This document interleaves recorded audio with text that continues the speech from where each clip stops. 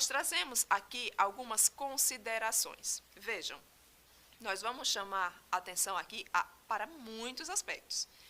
Nós temos aí nesse gráfico, né, nesse círculo, nesse gráfico, 3 níveis de gestão, que nós já tínhamos comentado sobre isso em uma outra sessão formativa.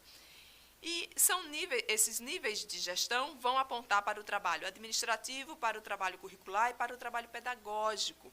O que é que nós estamos chamando aí de nível administrativo? Qual é o foco?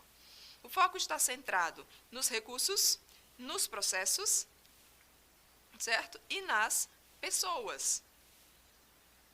Recursos. Quando falamos em recursos, falamos de recursos financeiros, materiais, tecnológicos, falamos dos insumos de consumo. Quando nos referimos a processos, nos referimos a como as atividades são desenvolvidas em relação à matrícula, a compras, à distribuição de materiais, ao armazenamento de produtos e outros tantos processos, né, e atividades. E quando nos referimos a pessoas, fazemos referência à integração, à coordenação, à supervisão, ao trabalho de assessoramento, de avaliação e de motivação das pessoas. E tem um outro nível, né, de gestão, outro nível relacionado ao papel do gestor, que é o nível de gestão curricular. Quando falamos disso, chamamos atenção ao currículo, à ação docente e a resultados. Em termos de currículo, a atenção estaria direcionada ao quê?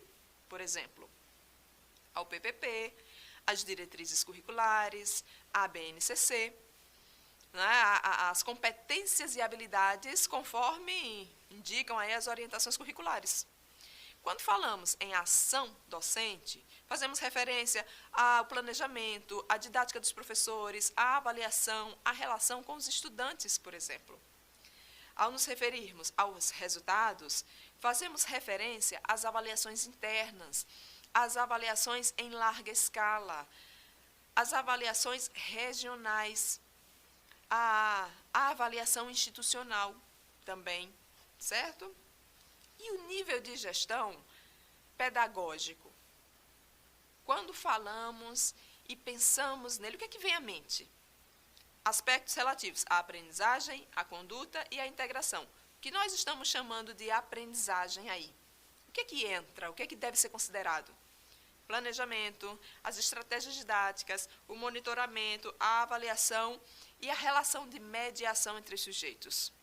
Quando nos referimos à conduta, fazemos menção à elaboração de códigos, né? Código de ética da escola, o regimento interno da escola, por exemplo.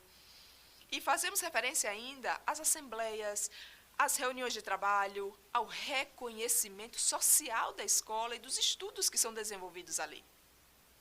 E com relação à integração, chamamos a atenção aí aos cuidados com os costumes, com as crenças, com as linguagens próprias daquele lugar.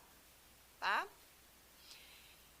Ou seja, o cotidiano das escolas, né, no cotidiano, os gestores eles podem e devem, na verdade, desempenhar um papel de centralidade na busca por uma escola que acolha, que dialogue, que seja parte da comunidade e que promova o avanço desejado pelas aprendizagens dos sujeitos que a integram. E por isso são diferentes os níveis de gestão.